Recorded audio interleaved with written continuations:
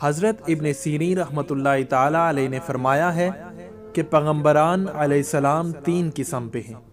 Number 1 اولو العزم، یہ وہ پیغمبر ہیں جو اللہ تعالیٰ کے نزدیک ایک خاص مقام رکھتے ہیں۔ ان پیغمبروں کی تعداد 5 ہے، جن میں حضرت نوح علیہ السلام، حضرت ابراہیم علیہ السلام، حضرت موسیٰ علیہ السلام، حضرت عیسیٰ علیہ السلام اور حضرت محمد مصطفیٰ صلی اللہ علیہ وآلہ وسلم شامل ہیں۔ نمبر 2 مرسل یا رسول، یہ وہ پیغمبر ہیں جن پر حضرت جبرائیل علیہ السلام وحی لائے ہیں۔ ان پیغمبروں کی تعداد تقریباً 313 ہے۔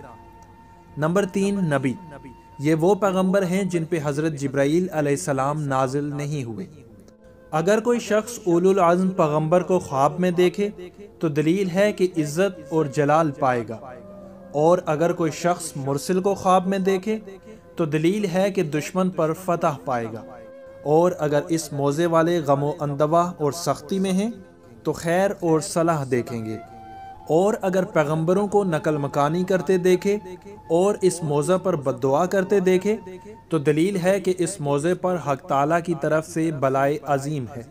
اس کا علاج توبہ اور اللہ تعالیٰ کی طرف رجوع کرنا ہے۔ حضرت ابراہیم کرمانی رحمۃ اللہ تعالیٰ علیہ نے فرمایا ہے کہ اگر بندہ مومن خواب میں کسی پیغمبر کو تازہ روا اور خوش دیکھے تو عزت اور جاہ اور نصرت پائے گا، اور اگر غصے میں دیکھے تو بدحالی اور رنج اور سختی پر دلیل ہے، اور اگر خواب میں پیغمبروں سے کچھ سنے تو ان کے علم سے حصہ پائے اور خوشی کی دلیل ہے، اور اگر دیکھے کہ اس نے کسی پیغمبر کو مارا ہے تو یہ خیانت کی دلیل ہے، اور اللہ ہی بہتر کو خوب جانتا ہے۔